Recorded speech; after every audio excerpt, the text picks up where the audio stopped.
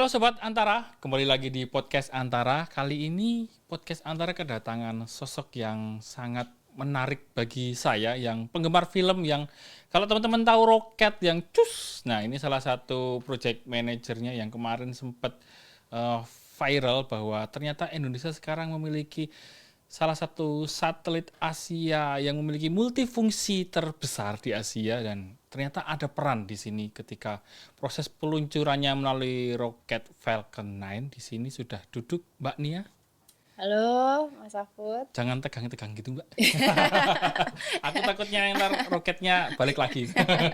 Jadi bener gak sih Mbak Nia cukup terlibat dalam proses peluncuran Iya, kemarin? mungkin ya perkenalkan saya Nia dan ya saya cukup beruntung bisa menjadi bagian dari proyek Satria 1 dan itu memang proyek strategis nasional dan bukan hanya peluncurannya, sebetulnya key point-nya adalah satelit dan network yang akan diberikan oleh pemerintah Indonesia terutama untuk area pelosokan atau 3T di Indonesia untuk konektivitas internet. Jadi mungkin peluncurannya itu bagian yang sangat exciting Ya, dan karena kalau di film-film ya di action yang film-film biasanya itu ya yang ya seru ya. Saya betul nggak tahu betul. kalau aslinya lebih seru maksudnya. Iya, Taunya tapi pasti editing aja.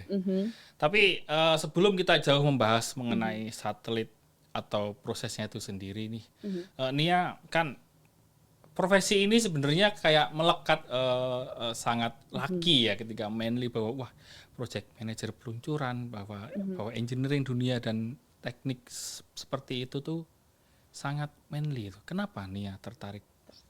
iya. Ya mungkin jawabannya kurang menarik. Tapi dari saya sendiri sih dari kecil memang tidak ada rasa atau memang bawaan dari orang tua bahwa engineering itu eksklusif untuk laki-laki dan memang dari kecil ya kamu terserah mau apa, dan kebetulan ayah saya juga insinyur dan Insinyur juga. ya dan banyak beberapa keluarga juga bidangnya di engineering. Jadi dari kecil sih memang ketertarikan untuk sains dan matematika selalu ada. Dari Dan kecil matematika tertarik. lebih seperti fascination aja. Oh, oke.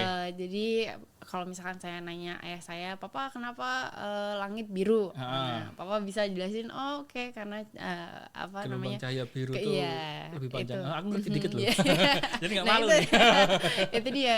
Jadi lebih mungkin ya ada influence dari orang tua dan keluarga juga bahwa ya fisika dan sains itu bidang yang exciting dan aplikasinya bisa membantu society lah untuk jadi lebih maju. Tapi maksud saya dari kecil tuh apakah emang diarahkan atau memang ada Enggak sih, ibu saya pinginnya saya jadi fashion designer dan mungkin bidangnya lebih perempuan, tapi dari kecil memang kamu terserah mau jadi apa aja, yang penting berguna untuk bangsa dan keluarga, dan ya akhirnya pas saya SMA masuk IPA, terus pada saat seleksi universitas juga sepertinya engineering yang paling cocok, dan memang dari pribadi saya sih tidak merasa itu bahwa akan semua laki-laki itu akan menjadi hambatan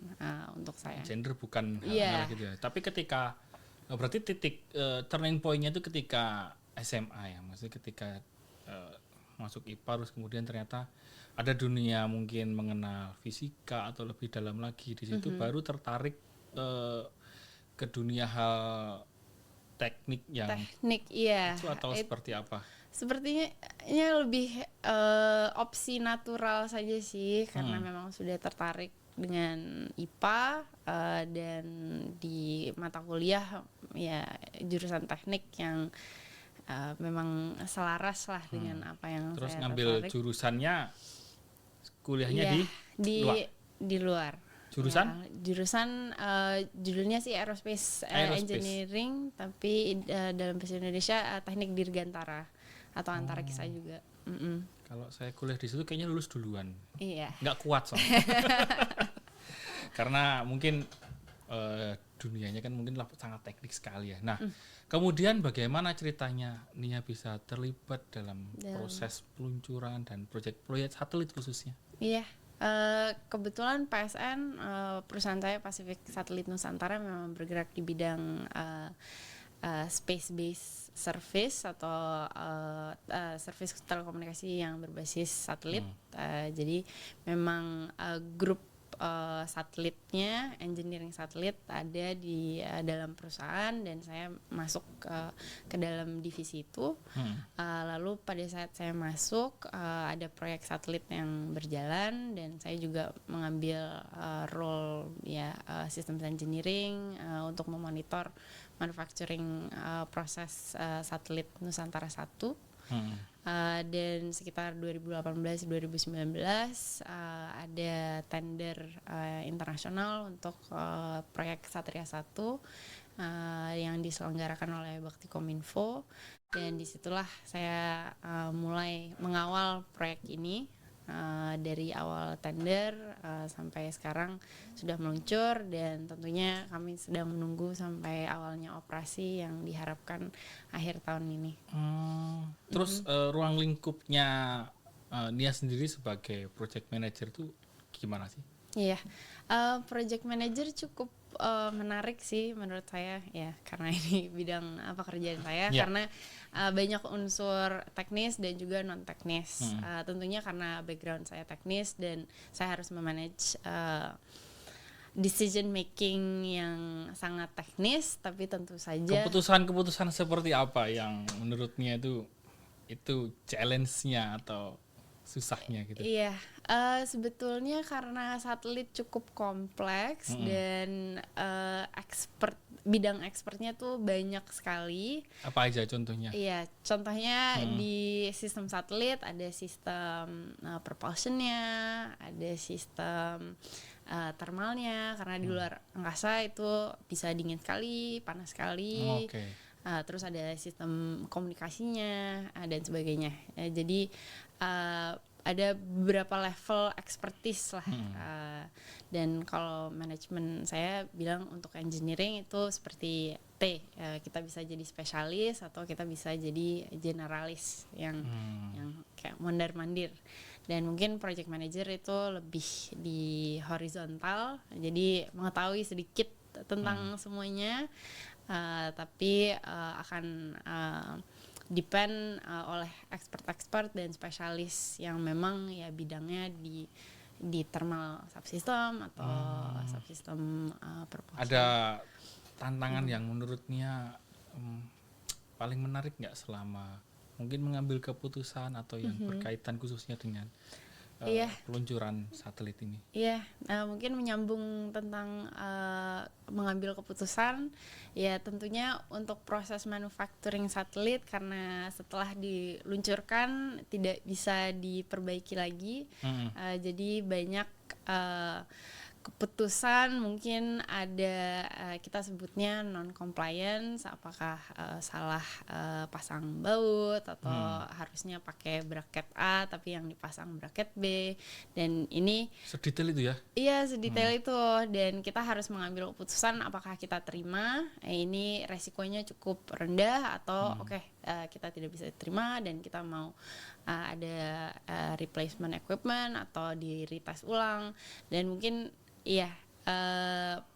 nature dari decision makingnya banyak yang seperti itu, karena kita memang bekerja sama dengan manufaktur satelit yang membangun satelitnya, dan kita sebagai customer yang nanti akan menjadi operator. Jadi ya kita harus tanggung jawab selama 15 tahun, dan kita ingin yakin bahwa memang barangnya yang di-deliver itu sudah sesuai spek dan bisa deliver performance yang diinginkan. Dan mungkin saya pribadi karena masih dalam tahap awal karir saya juga, jadi untuk mengambil keputusan mungkin ada waktu-waktu yang kalau dibilangnya imposter syndrome, di mana ya counterpart saya adalah expert yang memang sudah senior gitu ya. Udah senior yang udah 50 ke atas, dan mereka memang bergerak di bidang satelit udah puluhan tahun, dan saya menjadi representatif PSN dan juga Indonesia harus bisa gimana ya, mencari jalan dan meyakinkan diri juga bahwa saya bisa ambil keputusan apabila memang saya tidak punya waktu untuk konsultasi dengan senior management atau tim teknis lainnya. Boleh diceritain nggak sih? Aku kan cuma ngeliat videonya ketika satelit itu meluncur. Nah, waktu satelit itu meluncur, dia posisinya di mana, ngapain? Gitu. Saya bersyukur sekali untuk peluncuran Satria 1 saya dipercayakan menjadi Customer Launch Director. Jadi untuk ini role-nya sebetulnya interface antara mission manager yaitu SpaceX dan juga spacecraft manager yaitu Thales Alenia Space yang membuat satelit.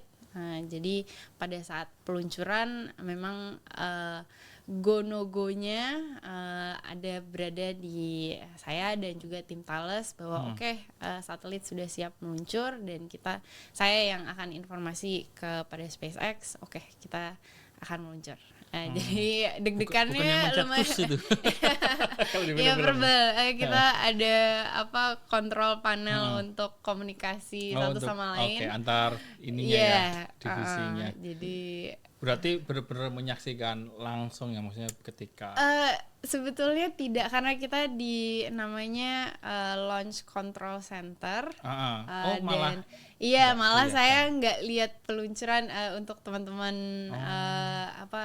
teman-teman yang lain. Itu, dan tapi posisinya di lokasi yang sama juga sebenarnya. Iya, tapi lumayan jauh, mungkin ada kali 50 km.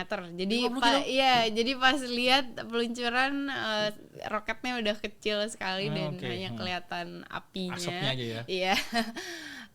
Tapi alhamdulillah sebelumnya untuk Nusantara 1 saya sempat nonton peluncuran. Jadi itu juga sebuah experience. Gimana rasanya nih ketika detik-detik jelang peluncuran itu, apa yang dirasain dan apa yang terpikirkan gitu ketika Nia berada di posisi saat itu? Iya, tentunya mixed emotion karena sangat bangga. Ini proyek berjalan selama COVID dan banyak tantangan internal dan eksternal juga. Jadi untuk melihat satelit meninggalkan bumi untuk selama-lamanya, itu ada emosi yang bittersweet lah yang dirasakan, dan tentunya juga ada rasa takut karena kemungkinan kalau ada baut yang kurang kencang atau ada salah bisa ada impact yang cukup besar. Jadi detik-detik sebelum peluncuran pasrah saja sih, namun tentunya bittersweet lah, dan untuk melihat sesuatu yang kita sudah kerjakan dan kita sudah lihat dari hanya kertas-kertas dan diskusi menjadi sesuatu yang fisik dan sesuatu yang kita kirim keluar angkasa, dan semoga nantinya akan membawa sesuatu makna yang cukup besar untuk orang-orang yang mungkin paling membutuhkan. Itu unsur yang membuat mixed emotion lah tentunya. Seneng dan exciting dan bangga dan deg-degan juga tentunya. Mungkin Nia bisa ceritain ke Sobat Antara nih sebenarnya fungsi manfaat secara umum satelitnya itu seperti apa nih? Jadi satelit sebetulnya macam-macam. Ada yang untuk namanya Earth Observation, jadi untuk foto-foto, Google Maps. Dari situ ya? Itu memakai satelit. Ada juga GPS, itu juga memakai satelit. TV, broadcasting, itu juga memakai jasa satelit. Tapi untuk Satria 1 sendiri itu untuk internet connectivity. Oh, yang Satria 1 ini iya, khusus untuk internet. khusus untuk internet di area memang fokusnya untuk tempat-tempat yang belum mempunyai infrastruktur komunikasi terestrial. Jadi desa-desa yang memang belum ada cellular tower, belum ada infrastruktur terestrial lainnya, fiber optik. Jadi mereka harus menggunakan satelit sebagai opsi telekomunikasi. Dan berdasarkan info kan itu menjadi salah satu satelit dengan multifungsinya yang terbesar ya di Asia. Iya, sebetulnya multifungsinya juga mungkin multifungsi untuk Indonesia sebagai usernya departemen pendidikan dan juga kesehatan dan lainnya. Namun peruntukannya sendiri sih hanya untuk broadband atau konektivitas internet. Terus kemudian apa proyek selanjutnya nih ya setelah ini? Iya, tentunya menunggu satelitnya sampai di slot orbit kita. Oh, sekarang belum sampai ya? Belum. Diprediksi kapan nih sampainya? Akhir November awal Desember. Oh, lama juga ya? Iya, dia sekarang lagi terbang Aduh, sendirian. kasihan kurirnya ya yang nganter. Dia sendirian. Iya, jadi namanya Orbit Racing dan salah satu ya feature yang spesial di satelit ini propulsion systemnya itu fully electric. Jadi biasanya untuk chemical propulsion itu memakan sekitar 2 minggu untuk sampai di slot orbit itu di 36.000 kilometer dari. Dan itu bisa di tracking tiap harinya real time gitu.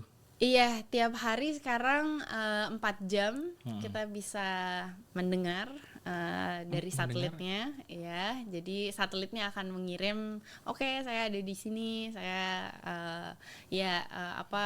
subsistem saya semua nominal atau ya.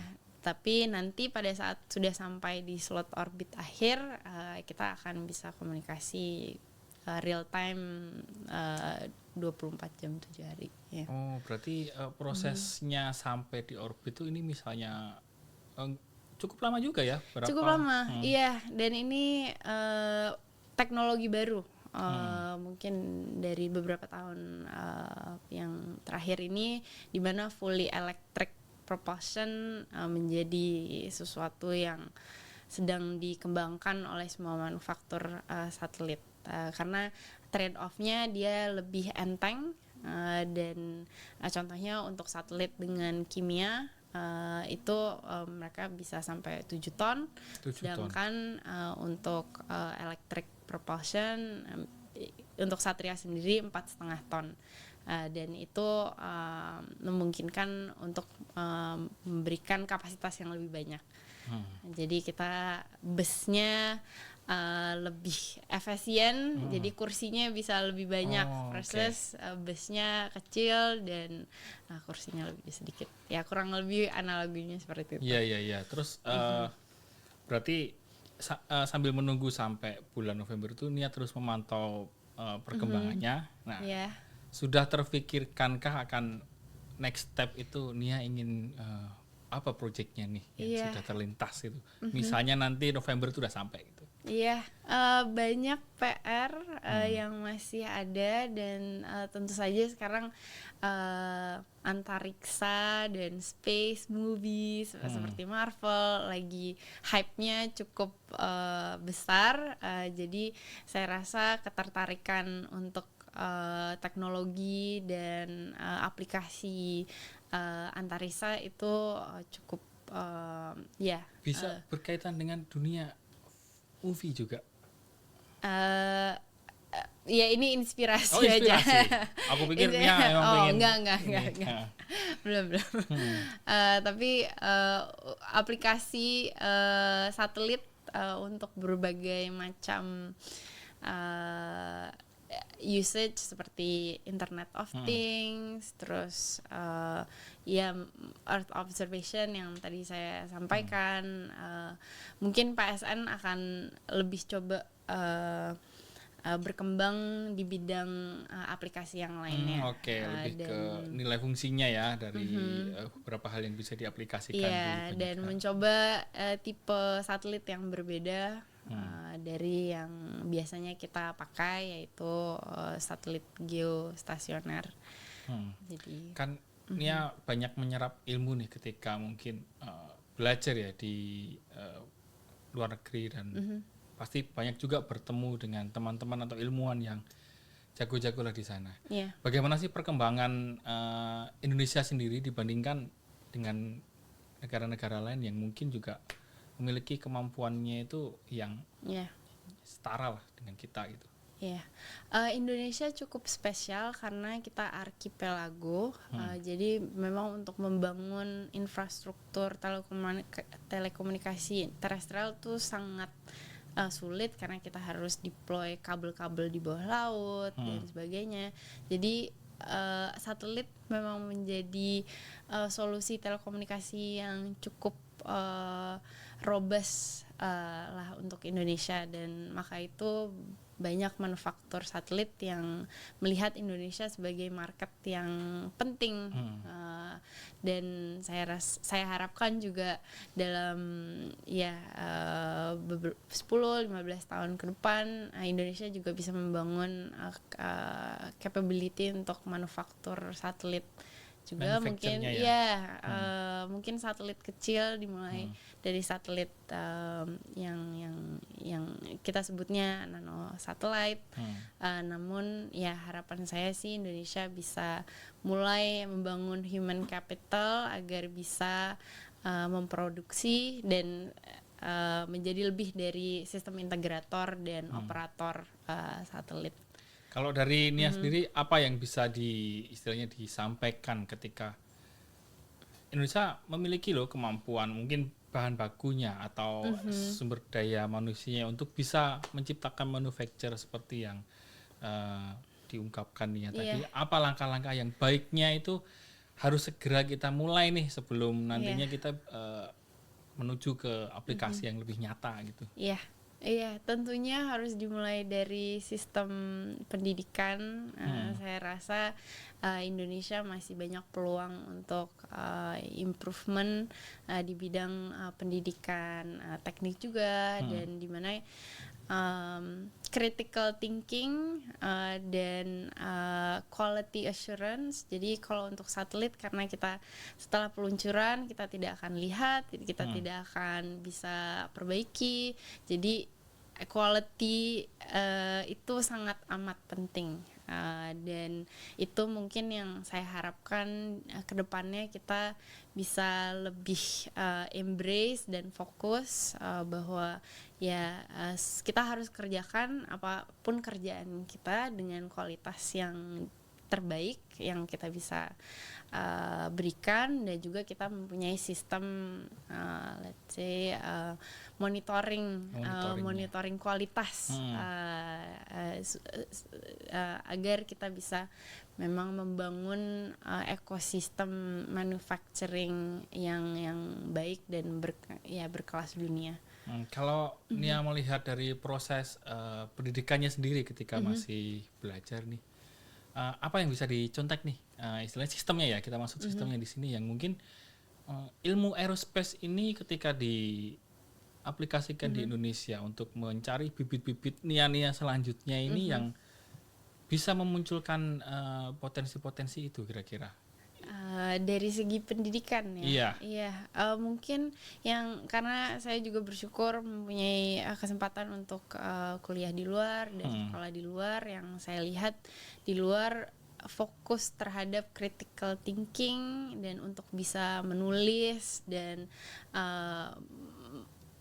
menuangkan suatu ide ke dalam kertas dan juga ke dalam mungkin proyek kecil, prototyping itu sangat ditegaskan. Kalau di sana memang diarahkan untuk ke situ ya? Iya, dan berani untuk menulis ide dan aplikasi gitu. Iya, dan untuk skill penulisan itu sangat dibangun sangat mudah. Jadi mungkin SMP SMA mereka udah harus nulis essay sebagai PR kelas bahasa Inggris atau kelas apapun.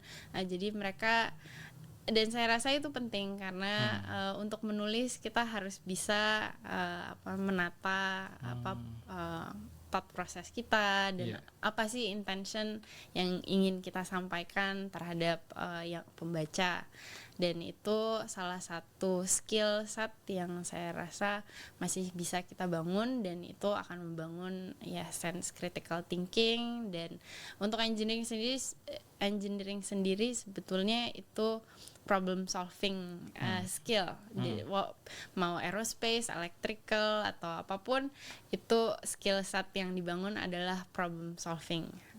Namun sebelum itu kita harus membangun critical thinking. Jadi bagaimana kita mempertanyakan isunya apa, terus solusinya apa saja, opsi-opsinya, yang visible, tidak visible, dan bagaimana kita mempresentasikannya terhadap ya orang-orang yang perlu, stakeholdernya lah. Ya, stakeholdernya, betul. Padahal tiap hari aku juga nulis loh nih. Yeah. Nulis berita, cuman nggak bisa ya meluncurkan satelit, jangan meluncurin. Siapa tahu bisa, Mas. Yang saya tulis berita, saya sekali-kali pengen duduk di situ yang jangan salah. Ya gantian nih, saya belajar menulis berita dari Mas. Terakhir nih ya mengenai harapan lebih kepada ini sih, sebagai sosok yang mungkin sedikit banyak pasti ada yang terinspirasi dengan perannya Nia sebagai sosok wanita yang Indonesia yang memiliki peran cukup besar lah di dunia aerospace Indonesia khususnya dan internasional sekarang sebagai project manager ya. Apa yang ingin disampaikan oleh Nia kepada teman-teman nih yang mungkin aku pengen nih kayak kakak Nia yang bisa jadi project manager ya. Mungkin sekarang perannya mungkin masih ngeluncurin petasan aja. Nah, suatu saat kan apa pesan yang ingin disampaikan? Iya mungkin ya sedikit klise tapi percaya kepada diri sendiri dan berani untuk be outside your comfort zone, dan tentunya menjadi wanita itu sebuah keunggulan. Saya rasa saya sejujurnya tidak pernah merasa bahwa menjadi wanita di bidang laki-laki itu sebagai suatu kekurangan gitu ya. Malah keunggulan. Dan sebagai wanita kita juga punya sense yang mungkin lebih peka, dan untuk project management sendiri banyak unsur humanis, di mana kita harus bisa bangun team spirit dan bagaimana kita menata informasi dan membuat delegasi decision making. Nah, sebagai perempuan sebetulnya kita lebih peka lah, dan bisa untuk mungkin menata human relationsnya. Human relation itu salah satu yang cukup penting ternyata ya, untuk bisa mencapai banyak hal yang kadang kita nggak nyangka. Iya, betul sekali. Baik, terima kasih Nia sudah Dengan mampir di podcast Antara sambil menunggu nanti Satria 1 sampai ya bulan November. Mungkin nanti bisa main lagi ke sini pas udah sampai nih. Nah, kita ngobrol. Terus di sana ngapain gitu. Siap. Baik Sobat Antara, begitulah obrolan kita bersama dengan Nia, salah satu wanita Indonesia yang memiliki prestasi luar biasa menjadi project manager di peluncuran Satria 1, dan semoga teman-teman terinspirasi dan selalu berkembang, belajar, dan juga nantikan berita baik dan informasi baik di podcast Antara selanjutnya di YouTube Antara TV, Spotify Podcast Antara, dan kanal video antaranews.com. Sampai jumpa di episode selanjutnya. Dadah.